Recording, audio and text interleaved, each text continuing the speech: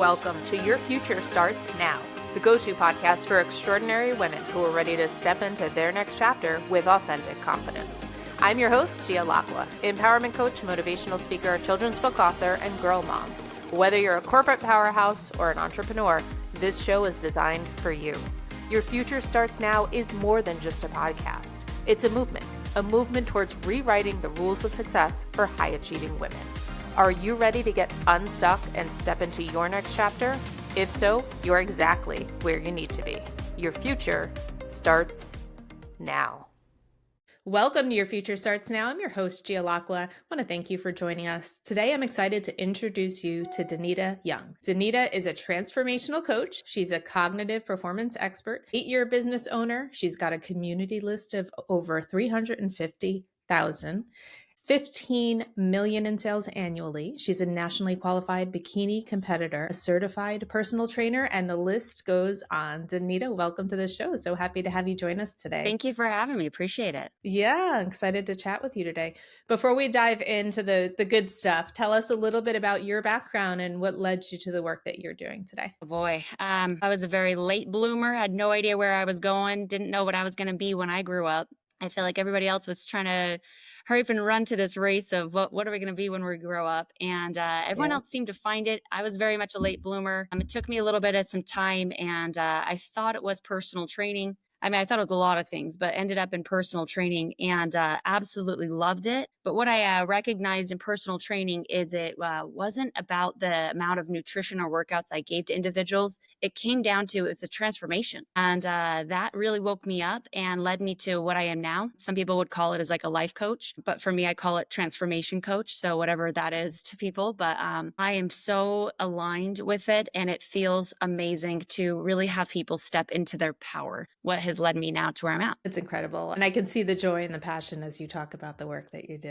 When you find it, it's like a gift, and you find it and you can just sit in it. It's beautiful, 100%. and we all have it. And it's all about the coming into it, right? The gift lives through you. And so even though I still got this gift as personal training, you're not on the wrong path if you're trying to find yours. It's just eventually like it's the life and the you come together, and it's beautiful when it hits. Yeah. Absolutely. Love that. So tell us, you work with a lot of women. Tell us, for middle-aged women dealing with a lot of different things, what do you see as some of the most common challenges? Boy, themselves getting in their own way. No, that's a big one. That's a big one. Yeah. It is. That kind of sums it up, right? I could sit and go into all the different things I see, but more than anything, it's them not realizing that the one thing in order to reach their success is going to be themselves. And so once they find that actually it's a lot easier, because the hard part when you hear it yourself, that's annoying, right? We wish it wasn't that way, but I would say to sum it up, it's almost like your brain and body are constantly chemically hardwired to stay safe and to stay in survival and to stay in protection mechanisms. So that's the part that I'm saying is the part of you you're working against yourself is the part of you that is not wanting to thrive, not wanting to be successful, not wanting to reach the goal because it doesn't know. It's an unknown territory of, am I going to be okay on this other side? Yeah. So common for us. And like you said, our brain is wired and our body's wired to keep us safe, but that often keeps us where in the familiar, right? And in the known, which then prevents us from stepping out of that bubble because it can be so scary. So I think it's a great point. Mm-hmm. Yeah. I mean, that sums it up. I get real deep. Yeah, no, I think it's an important point, and it's easy to say, right? And then sometimes once we get to the acknowledgement part of, that's me, I'm playing small and I'm staying safe. What advice would you give to those women in terms of that next step? It would be to make it simple, because simple makes it doable. I think oftentimes we're in the world of self-development that is, like you just mentioned, easier said than done. And that can be so frustrating, and we can feel so broken when we're trying to be positive in a state of survival. And so my suggestion is, by making it simple, making it doable, I'm going to give very action. I'm going to give away everything, just because I truly believe that when we are like of one is when we actually like work together and have like better synergy with everything. And so my suggestion is that you're either living in a state of excitement or anxiety. So think of it as like thriving versus survival. So make it very simple. It's very, there's so many words to it, but when you just break it down into that, then no matter what language you've come into in your life, good, bad, negative, positive, like whatever it is, right? Keep it simple by just looking at it as two different circles, if you could say. And then from there, when you recognize that anxiety and excitement are actually the same emotion, but it's just how we identify, it's how we personalize with it, it's how we label it in our head. Well, then you recognize we're either living in the past or we're living in the future. So to simply put this is choose a word that allows you to feel excited and also to feel expanded at the same time. Now, my word is adventure. And that's where I'm at right now, is because I have fun.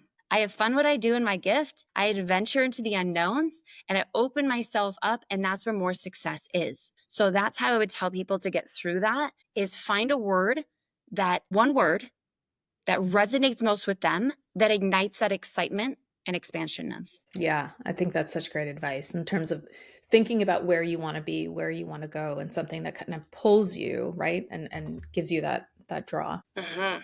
Love that. Yeah. So you talk about, I know you mentioned survival mode and anxiety, and there's a lot of good stuff we can dive into. So I'm going to start with the anxiety piece. I think so many women deal with anxiety just because of the overwhelm, whether it's hormonal related because of, menopause, premenopause, whether it's because of childhood trauma or something else. Mm-hmm. Talk to us. I love you say that enemy or anxiety is not your enemy, it's your superpower. I would love to understand a little bit more about that. Take a deep breath on that one. I freaking love it. I love it because it is. And once you recognize that it is, it's about taking your power back. That's what it is. So anxiety in my world, my line of work and working with individuals is this: you feel deeply. You might be an empath. You might actually be more of a fourth dimension being than you are third dimension, because the fourth dimension is invisible. And what are emotions? They're invisible. And so you're working in the wrong dimension, honey. So when you elevate yourself into knowing how to work within the invisible, the rules change. You're working in the quantum field. You're working in what manifestation really is, and you are powerful. Now, just because you don't have those tools doesn't mean you're broken. It means you can just feel very deeply. It means you care so deeply. Because you're so worried all the time, it just means you freaking care. You have a really big heart. So stop hearing this advice that you're broken, there's something wrong with you, honey. You're not. You're not. Yeah, it's a beautiful reframe. I love that. I think there's a lot of truth to that in terms of the deeply feeling and the emotions, and it can also be a gift. But to your point, you need the tools to be able to work through that, right? Right now, it feels like a curse, but it's a Yeah. gift. And so sometimes we have to have that reframe. But yes, the Yeah. gift and a curse. And so once you learn how to work within those tools, you will recognize later it is one of your biggest superpowers, for sure. Yeah, and just like any other superpower, I think it's interesting to look at it that way, because when we think about, let's say, leadership, for example, any superpower, any quality that we have also has that dark side if it's overused, right? So it's really no different when you think about it in the way you just described. Yeah. Yep. Yeah. And everybody Love has that. their own interpretation, which is so beautiful, which is so cool. That's why we all need each other. Sometimes we can feel so small in this world, but what resonates in my voice to somebody, if it does, great. And if it doesn't, it'll recognize with you, Gia. And that's why we need each other to spread the love and this gift, because each one of us hears something different. Our middle ear can be connected to one person via the other. So, Mhm. as somebody that's listening right now, that means that part of you that feels small, the world needs your voice, because specifically only some people can hear your voice versus doctor, expert. They don't hear it. Okay. I'm not your typical therapist language. I don't know that language. I never went in that world. I just know a different language. And some people really resonate that I don't have that. And that can be your big superpower. Yeah. So true. So true. So, in the work that you do, you talk about 3 steps to overcome procrastination, stress, and anxiety so you can be unstoppable. I'd love to learn a little bit more about that. Yeah. So step number one, as we all know, is awareness. That's number one, right? Mhm. We cannot move forward if we don't have the awareness of where we're currently at. And also if we don't have any tracking or metrics to measure our progress. Now, when you're in this line, that space, it can feel very overwhelming because I've been here for about 20 years. And when you open up one layer and recognize there's another layer, and Mm. wait a minute, there's another layer. Whoa, whoa, whoa, whoa. Do I really want to go down this path? So it gets a little bit overwhelming. Not a little, it does. It gets very overwhelming. And so, especially when underneath those layers is a bunch of unknowns and you have no idea what you're going towards. And so, awareness of where you're currently at. And that's why my first thing is just use whether there's I use 5 different metrics, but just for the sake of today's call, just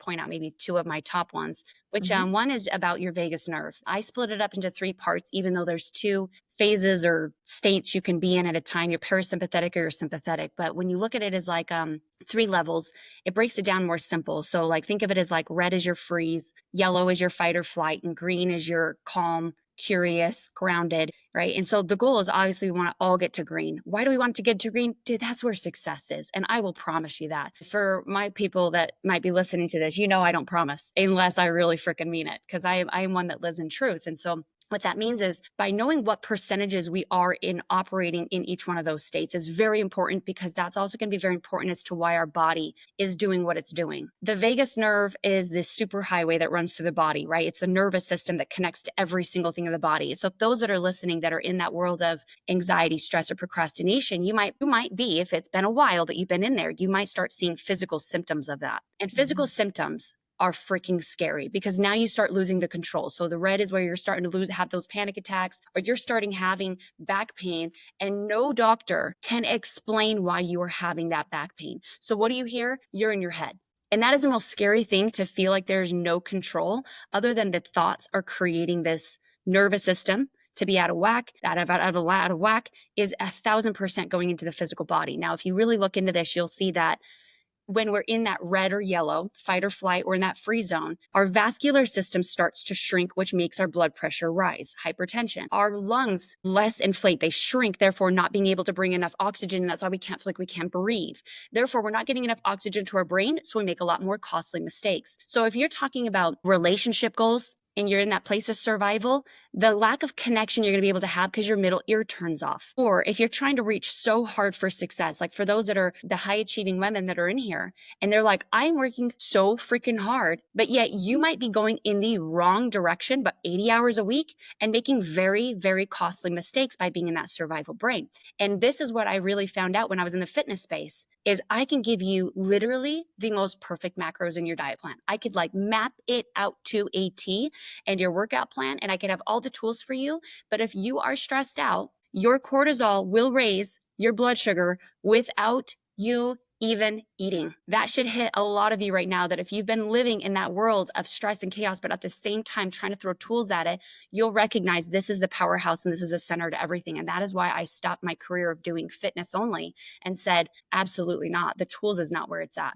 It's the foundation. And I only want to work with individuals that are ready to get to that foundation, because that is the true control. And it is actually a lot easier than that. So the first step is awareness of what percentage you are in the vagus nerve. The second step I would recommend in awareness for my metrics that I track with individuals is your limiting beliefs. Girl, you've got lies that are in your mind. And if you're telling me that every thought in your head is true, you're wrong. And I don't want to tell you you're wrong on here, but those lies and those limiting beliefs are not you. They're not. And there is a whole different you. You should get goosebumps when you feel that. You should feel a sense of superpower when you get over those limiting beliefs. The real you steps through. And so by tracking and measuring you, I do that on a 1 to 10 scales. Things that you can do is actually rate yourself right now in that 1 to 10. Are you good enough? 1 to 10.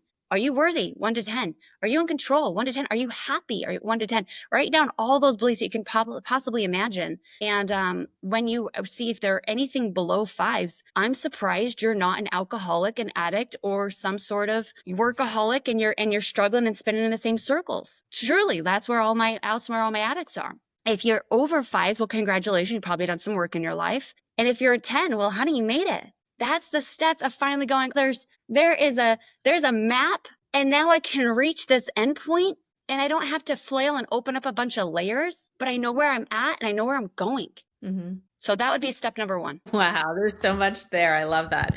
So, you talk about the layers, which I think is a really important point that I just want to go back to for a second, because it is sort of like that onion, right? You peel the first layer and then there's something else there. And then to your point, we keep going, and it's just years and years of repressed or suppressed, experiences for a lot of us that we just haven't processed. And so I like what you said, because that can, again, be very scary and intimidating when you start to do the work. And so not being discouraged or frustrated by that, I think, is really important. You mentioned the vagus nerve, nervous system regulation, which, I do a lot of work with that as well. And I think it's super important because it is sort of like this invisible tool, right? It can help us, it can hurt us, but just being aware of it, knowing how to regulate ourselves is such a game changer. And you talk about cortisol. Cortisol, I feel like, is a buzzword, in and social media. Everybody's talking about it, the stress hormone, and how it impacts especially middle-aged, high-achieving women. But it is, again, good awareness to have that it's not one thing that you can point to. It's not just diet and exercise, right? There's the mindset piece, there's the hormone piece. So for the women who feel like they are stuck in this stress cycle, they are stuck in this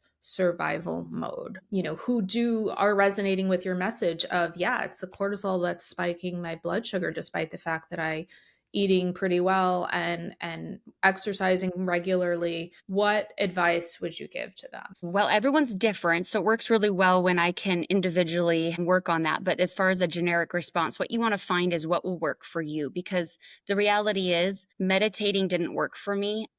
I had to give myself permission to sit there for 5 minutes, and my cognitive brain is really high. And so by learning the rules of cognitive versus somatic, you'll find which one leans best towards the tools that work for you. So there's levels of it as far as how to get through this area. So for example, my high trauma protection mechanisms, can't feel type of individuals, I would say that would not be me. I would be fully honest with you. That would be hypnosis. That would be the tapping, it would be those elements that would work through the subconscious language. However, what I find is those didn't work for me, because when I got done with it, it was like, well, what'd you do? And I'm back to stress the next day. So I'm high cognitive. And so this is a great podcast for me to be on, because I work with very highly intellectual women that need facts and proof.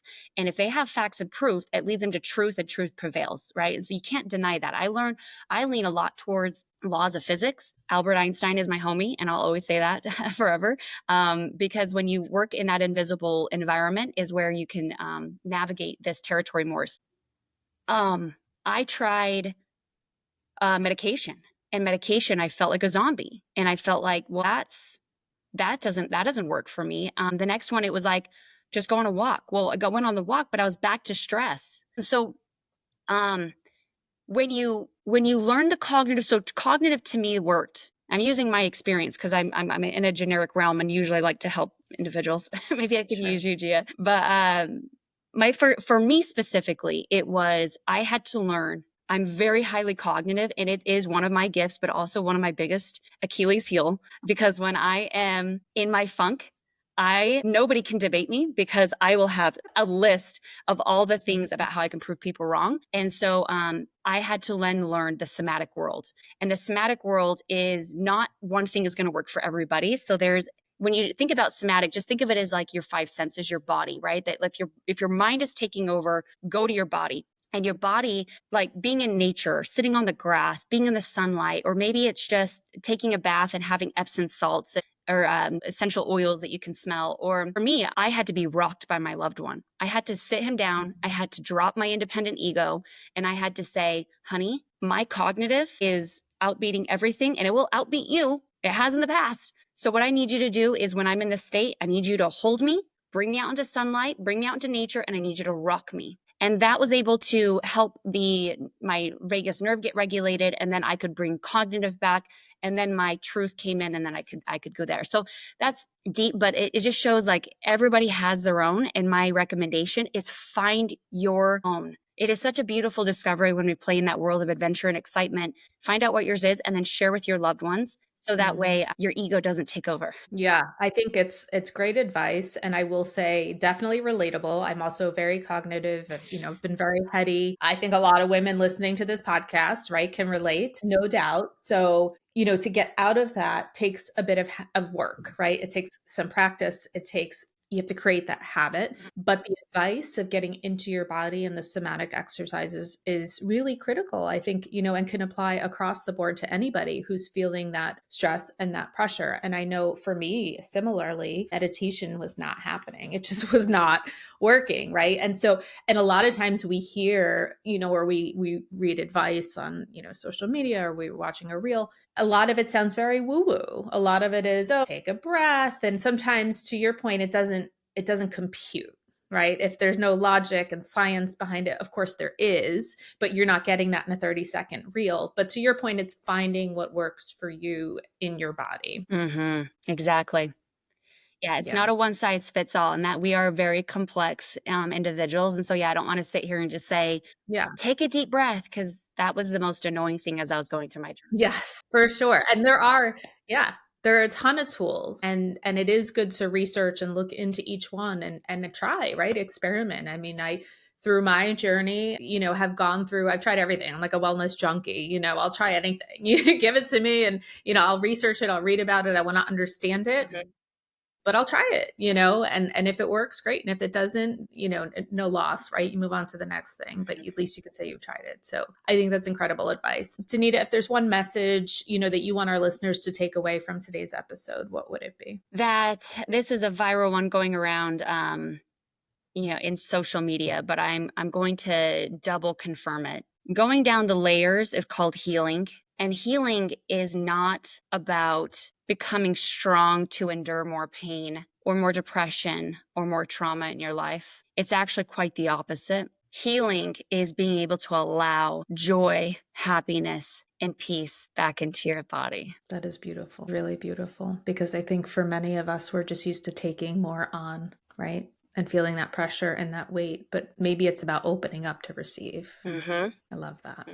And on this podcast, we talk about, success and redefining success. So I would love to know from your perspective, how do you define success, and maybe how has that evolved for you over time? I think success is when you are able to make a big impact on let me rephrase here. Impact is made through ripples, so it's always big. For those that are thinking they don't have a big impact, that's a limiting belief, because no matter if you are an artist that hangs up an art piece at your house that makes people feel a certain way, that has a ripple effect. Okay, so when you start to look at it in that scheme of things, that we all have an impact. So let me go back to what I was saying is, it's not about what we do, it's the impact on how we make people feel. And that has been my big realization going through success, is that when you get to your end and what your gift is and your purpose on this earth, is looking back and going, I made that world a better place because it started with you. You are the ripple effect. It's beautiful. That's success. Yeah. That is it. Yeah. I love the visualization of the ripple effect and the impact that you have, right, on those around you. So I think that's great. Danita, where can our listeners learn more about you and the work that you do? Yes, my name is interesting, right? Danita. A lot of people probably don't hear that. So it's just like Anita with a D. So on Instagram, it's Danita Young.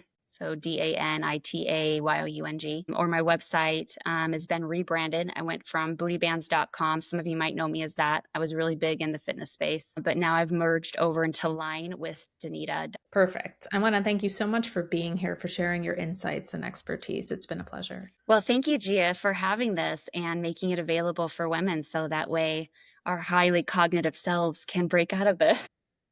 Absolutely. I think we share that same mission. All right. And you can visit my website at gialacqua.com. Reach out on Instagram at Gia Lacqua. Don't forget to subscribe, rate, and leave a review. This is Gia signing off with gratitude for your time and energy. Our mic drops, but the movement continues. Until next time, your next chapter is waiting. Take care. That concludes another empowering episode of Your Future Starts Now. Before we wrap up, I want to thank this incredible community of high-achieving women. Your energy, resilience, and commitment to growth are the driving force behind what we do. If you enjoyed today's episode, please rate it, leave a review, and don't forget to subscribe so you never miss an episode. Your feedback fuels our mission to empower high-achieving women just like you. And of course, share your future starts now with the extraordinary women in your life who are also on a journey of healing and empowerment. Connect with us on social media, share your thoughts, let us know what topics you'd like to explore in future episodes. Stay connected on Instagram at Gia Lacqua. I encourage you to carry the energy of this conversation into your day and keep on supporting the incredible women around you. Until next time, remember, your next chapter is waiting.